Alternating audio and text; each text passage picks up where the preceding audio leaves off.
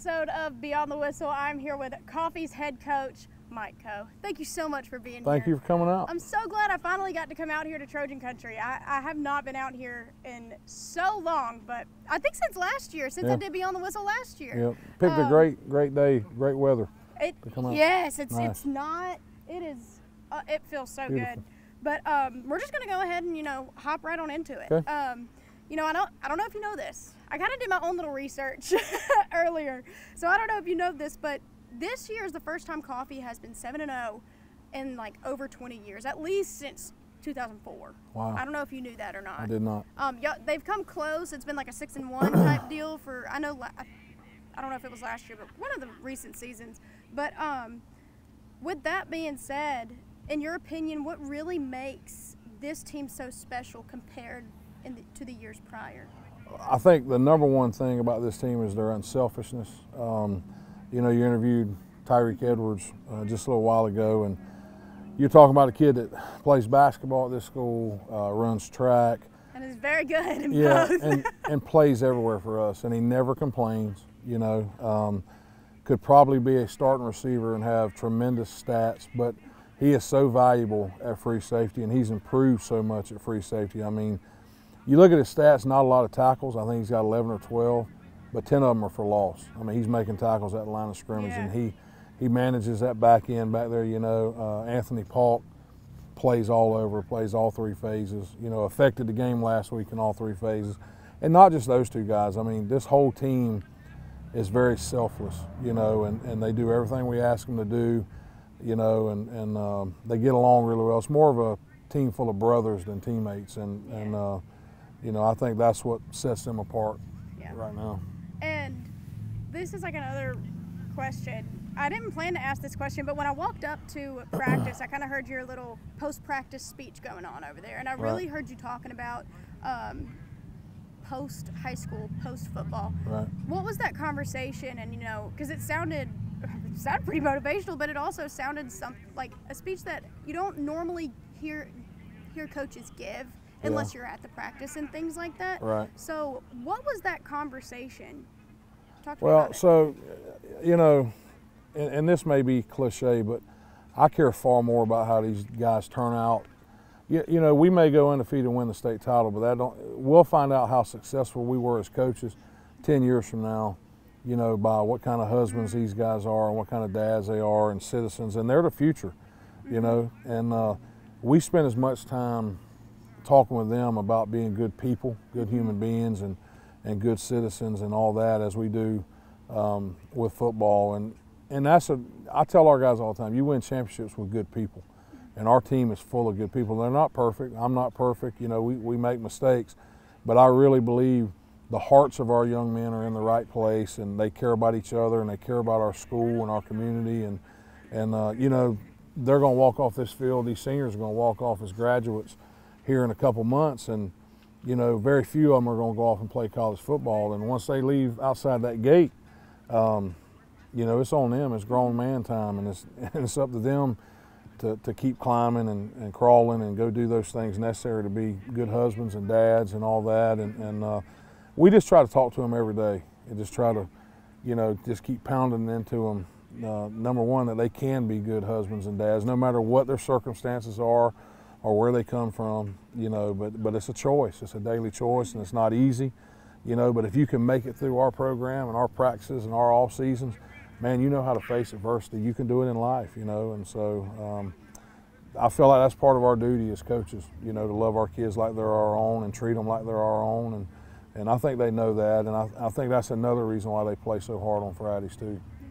No, I completely agree as a coach's kid. Right. I know because I've seen it too, and it's sad when their high school careers come to an end, and because sometimes it's like you've done all you can is what you feel, you know what I mean? But getting kind of into game talk for Friday, Jenkins has only won 2 games. That's not really a secret.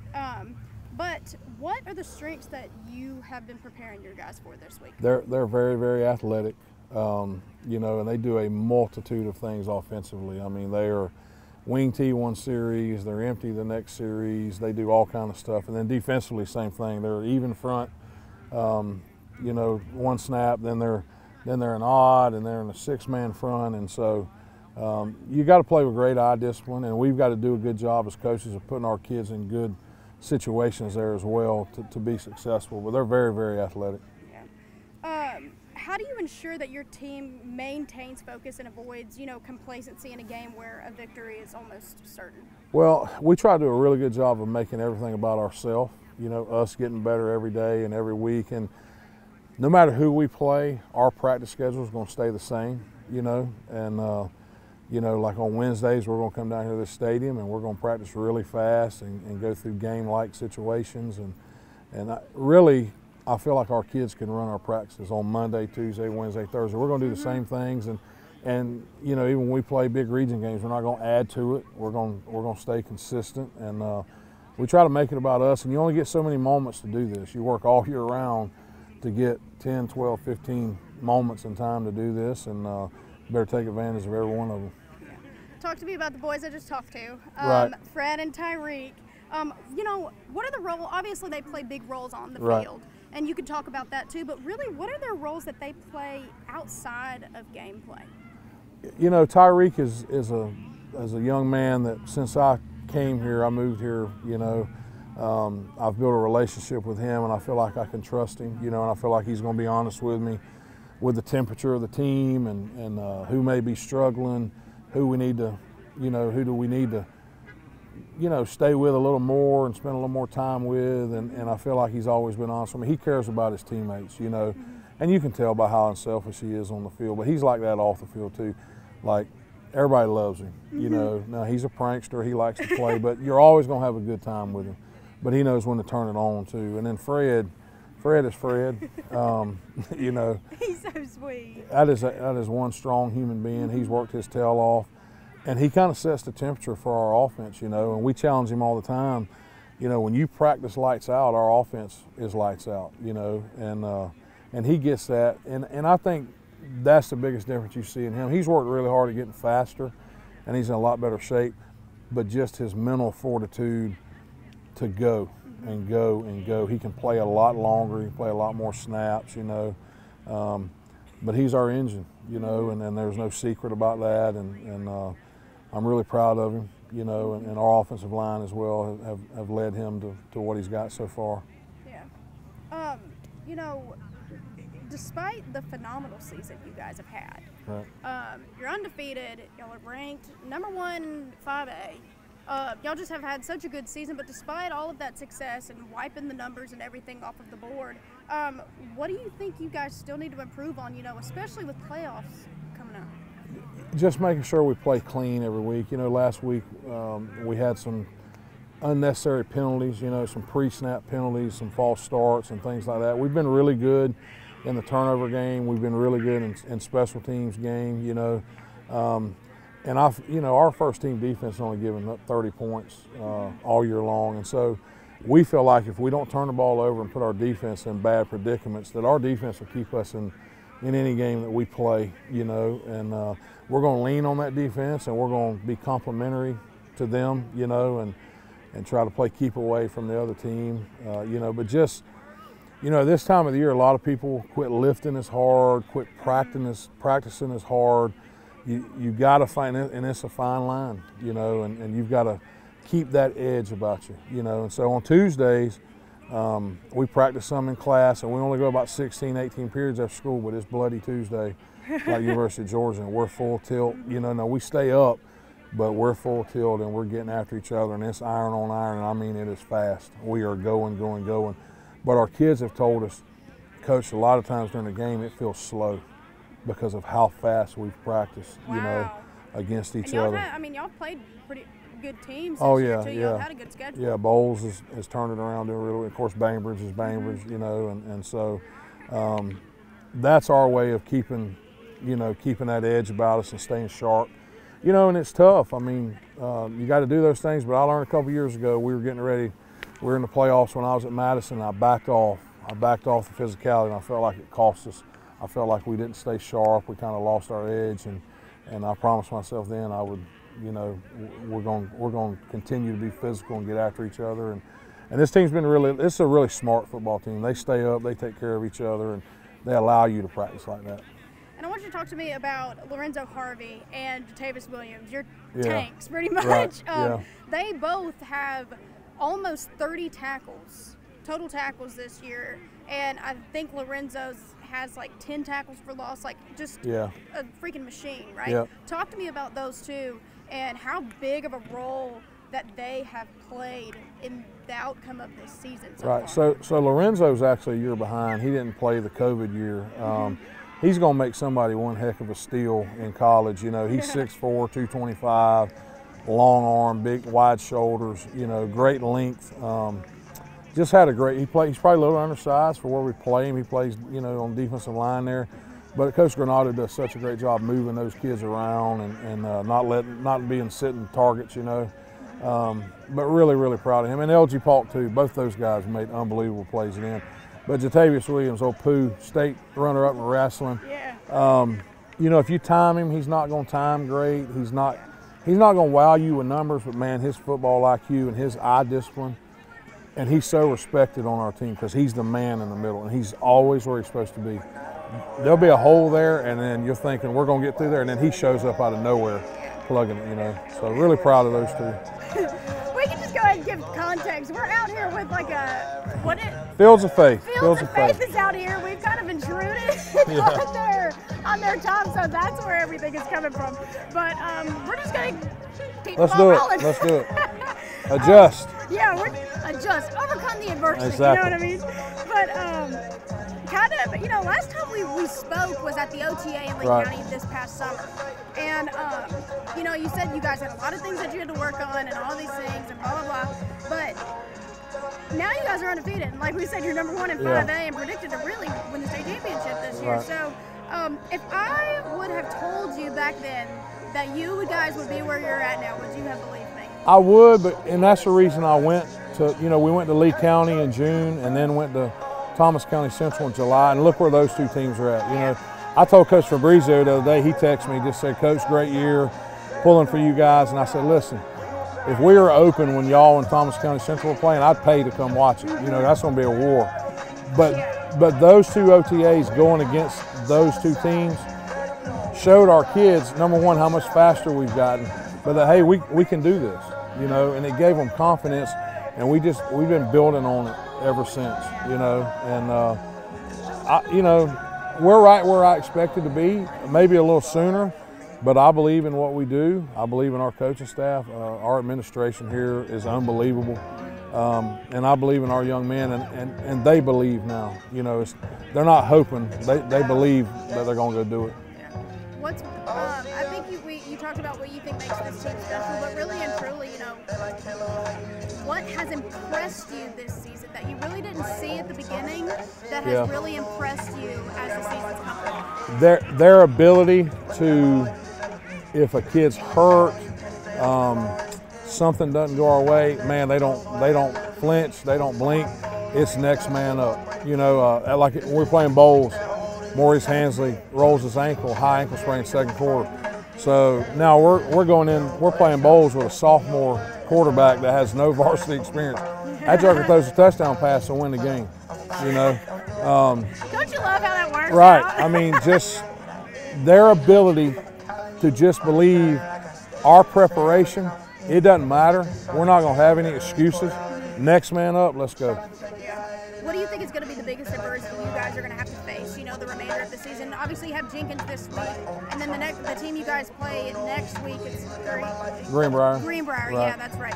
I don't think that they've won a game, and then you have Ware County now. Right. So, you know, aside from Ware County, you know, what do you think is really going to be the biggest challenge you guys are going to have to overcome? Just keeping the main thing. Our town's on fire right now, you know, obviously for good reason, but just keeping the main, nothing's going to change in how we prepare, right? And having the ability to just stay the course and continue to get better, you know, and it's not pressure, it's a privilege, right? We tell them all the time, listen, I tell them all the time, win, lose, or draw, man, I'm not going to love you any less, right? And if it goes wrong, I probably got the widest shoulders in town. I'll take every bit of responsibility. Y'all can go play loose and free, and do not worry about the scoreboard or what anybody has to say, right? I'll take every bit of it. Like, y'all go do what you do, because nobody, you're the best this school has to offer. You're the best this county has to offer. Go do it. And you guys had a good season last year too. I think you went what 10 and 3. You guys went to the third round of the playoffs. Right. So, you know, obviously, Coffee has a historically talented program. Right. Even the years before you got here, they still won like 9 games, I think, a season. But with that being said, you know, with the season that you guys are having and the trajectory that we're seeing right now, what do you think that winning a state title would mean for this community? Everything, you know. I've been blessed to be on 5 teams that's won them, and you talk about community. Slight flex. No, I mean just. I'm just kidding. I'm just messing with no. you. It's an accomplishment. That's the community pride, right, and it's forever. Yeah. You know what I mean? You know. Coffee does have a very special community. Right. It's very, oh, they're unbelievable. Because you know, I went to Tift County. Right. And so when I was at Tift County, the Tift County Coffee game it used to be a huge rivalry, right? Like that was like Coffee Hate Week for us, right. You know what I mean? Yeah. But the fans and everybody is it's always so, I don't know how to, I guess it's almost like you see in the movies, like the Friday Night Lights, the town shuts down and everybody's here, literally, because on Friday nights in Douglas. Yep. It is, I mean, it's what, I wouldn't have left Madison County for very many places, you know, and when I came to interview, and I did my homework, you know, you said you did your research, I did mine too. Yeah. This place is very similar to Madison, it's just bigger, but the community support, unbelievable. I think we see that a lot in South Georgia. Yeah, absolutely. Coffee sometimes takes it to like another level. Yeah, like, it's unbelievable. Real, it's awesome.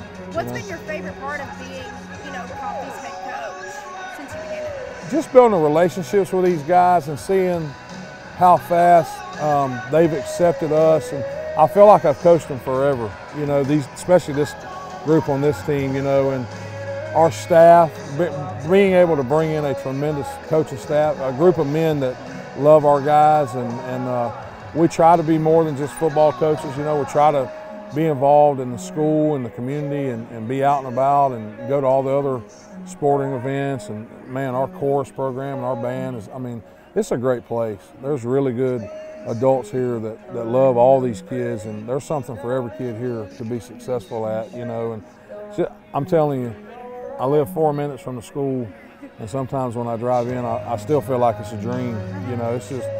It's like it's my dream job, you know, so I'm very blessed to be here. You know, my very last question is, you know, you said you've loved it here at Coffee, and you guys have had a great track record since you've been here. You love the community, but what's really the legacy that you want to leave here at Coffee County if for some reason you ended up going elsewhere, or your time coaching came to an end? You know what I mean? What's the legacy you want to leave here? You know, and it's not as much community, but that our young men that we were entrusted with, that we were blessed with, that they would look back and say, Coach gave me everything he had, you know. He coached my guts out. He disciplined me when I needed, but he loved me like I was his own, you know, and he didn't allow me to be anything but my best, you know, on and off the field. And I think that's how you change the world, you know, one kid at a time. And got tremendous track record with that. A lot of, you know, just kids that I've coached in the past that may have struggled with this or that, and they've turned out to be really, really good dads and citizens and stuff like that. And you can take all the state championships you want, but if you're not producing good people, there's really no reason to do this. So that was my last question, but this is my last question. Okay. Do you think you guys are going to go all the way? I think we have as good an opportunity as any team I've ever had. You know, we've been very fortunate with injuries. We've got some kids coming back now off of injuries. The competition is going to get stiffer, you know, and it's going to come down to little things and mistakes. And but I like our chances as good as any team I've ever had. I think everybody else is liking the chances too. So, yeah. But you know, thank you so much for being here. Thank you. I appreciate Always you welcome. so much. Alrighty, I'll see you guys on Friday. Yes, ma'am. Thank you. Don't forget to like and subscribe and follow me on all my social medias to keep up with future episodes of Beyond the Whistle. See you guys next time.